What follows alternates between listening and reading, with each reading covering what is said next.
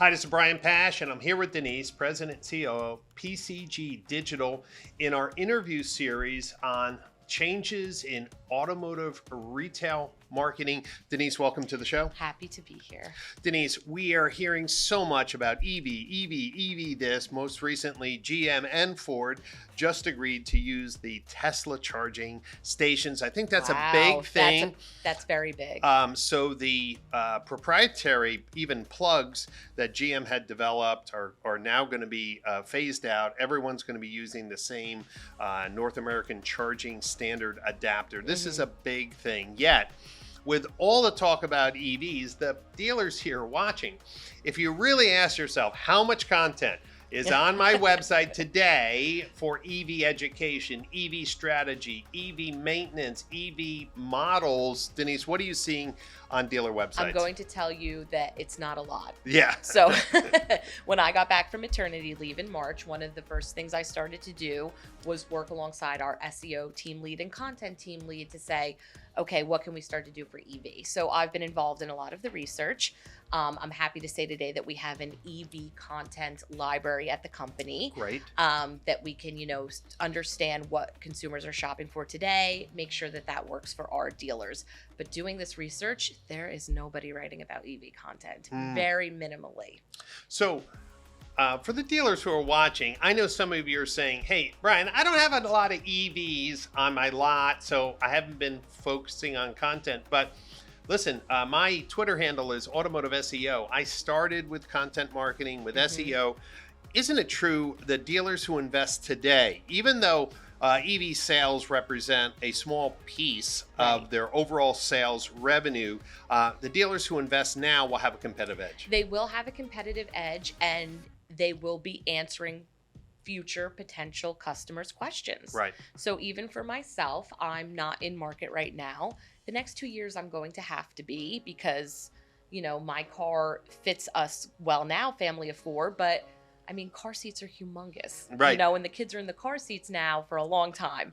So I'm saying to myself and to my husband, well, do we wait for the EV model? What does that look like for us? Right. I have questions, but I can't get my questions answered anywhere. So that's something that you can start preparing for today, is you can answer the questions that you know the answers to, and just be honest with your customers. Say, here's the EV models we have today. Here's where we see ourselves, and start gearing people up for it. And content can come in many different forms. The content library and research that PCG Digital has done can be added to pages on the website. But remember, when those EV models come in, doing walkarounds, doing Q&A with the vehicle right there, showing how much trunk space. Some people don't know. The other day I got picked up.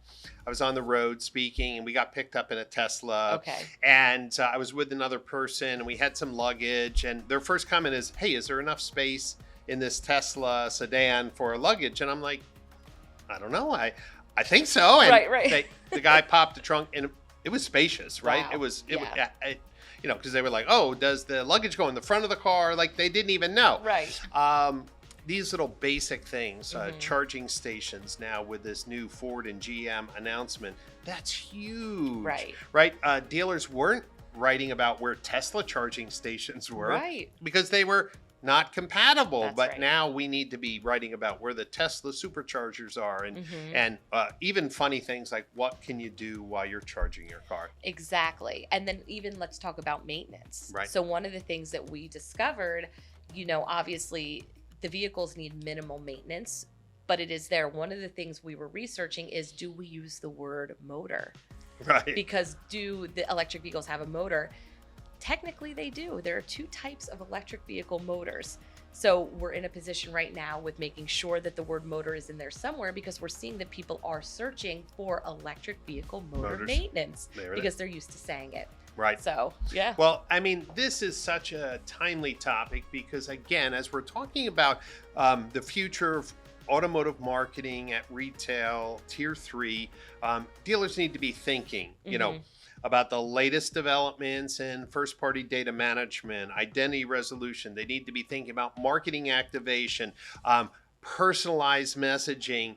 But when it all comes down to it, dealers need demand driven to their website, and people are searching for EVs. So yes, Right. you could do a Facebook campaign or a Meta campaign or a Google campaign, but there's something really beautiful about seeing thousands of people a month coming organically. Organic, correct. And I mean, even sitting here just thinking about it, what would be really great on a dealership's website in a very densely populated area that's by airports is what airport parking lots have charging stations. Right.